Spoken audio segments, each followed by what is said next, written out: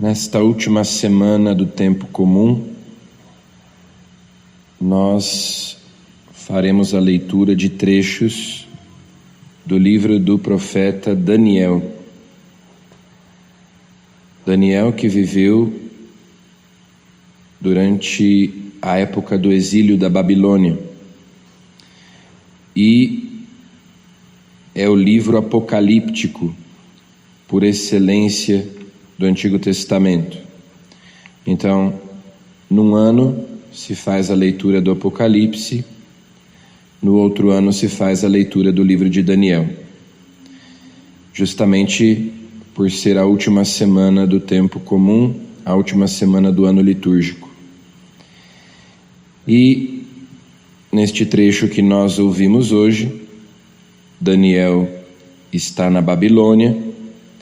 Nabucodonosor destruiu Jerusalém, o templo, levou os vasos sagrados que eram usados no templo para a Babilônia. E aqui nós temos aquele relato do jejum de Daniel. Daniel, junto com aqueles outros 3 que depois serão atirados na fornalha de fogo, Ananias, Misael e Azarias, para não se contaminarem com aqueles alimentos que eram proibidos pela lei de Moisés e que era oferecido a eles pelo rei. Então, decidem fazer jejum.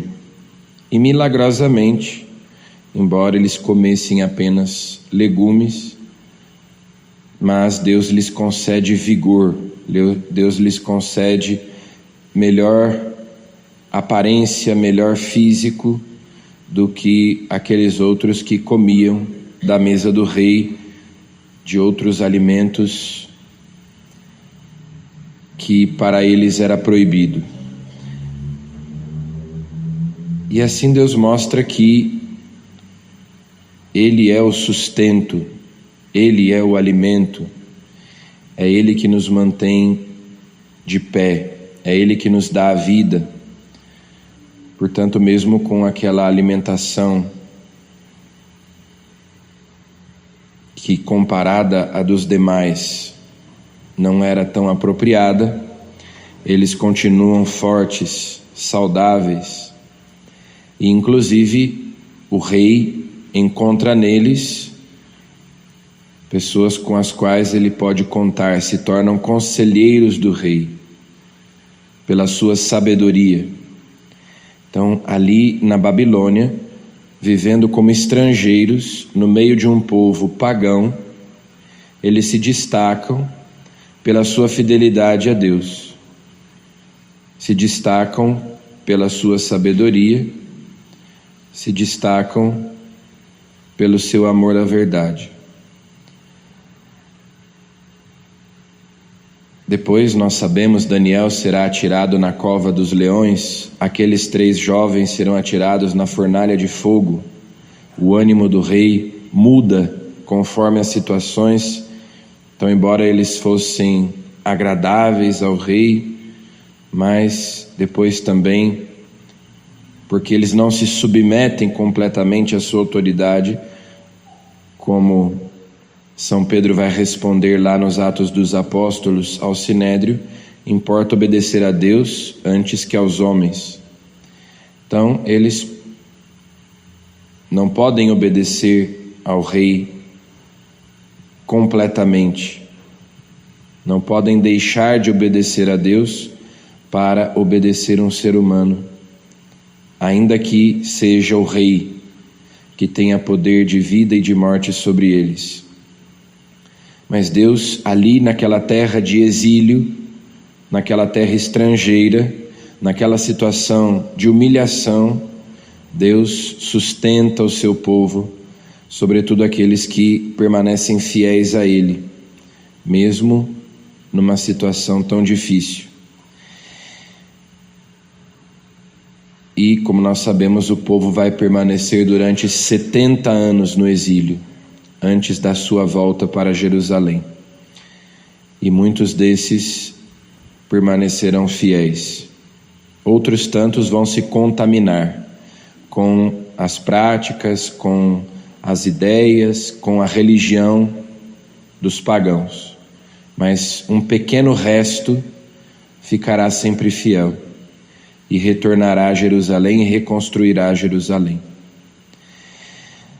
Depois, no Evangelho, Jesus observa, Jesus está no templo, isso na última semana de Jesus, ali depois de ter entrado em Jerusalém, ele está no templo e observa as atitudes. E aquele gesto que passaria despercebido de todo mundo, mas Jesus conhecia os corações das pessoas. Então Jesus chama a atenção dos discípulos para aquele gesto da viúva, que era uma entre dezenas, centenas de pessoas que passavam pelo templo todos os dias, faziam as suas ofertas, mas Jesus se comove e a sua atenção se volta para aquela pobre viúva que dá apenas 2 moedas, deposita no cofre do templo aquelas 2 moedas, e Jesus faz uma observação extraordinária, que aquela pobre viúva deu mais do que todas as outras pessoas que ofertavam, porque os outros davam do que sobrava e ela deu tudo quanto tinha para viver. Ou seja, não se trata de uma questão financeira, contábil, de quem dá mais diante de Deus. A matemática funciona diferente.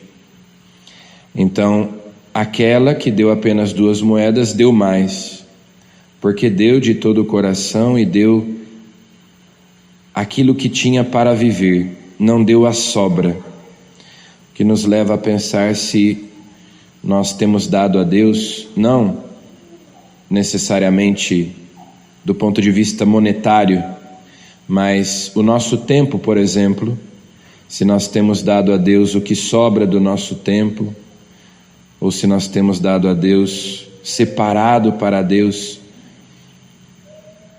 algo do que é nosso, os nossos pensamentos e tudo o que somos e temos, a nossa vida, se damos a Deus a melhor parte, como no Antigo Testamento se prescrevia que as primícias, ou seja, os primeiros e melhores frutos da terra, ou para quem era pastor de rebanhos, o primogênito, se nós oferecemos a Deus a melhor parte, as primícias, ou se aquilo que nos sobra, o melhor do nosso dia, ou aquilo que nos sobra. Então peçamos a Jesus que nós tenhamos um coração generoso e tenhamos esse cuidado de sempre dar a Ele o melhor que nós podemos, o melhor de nós. Amém.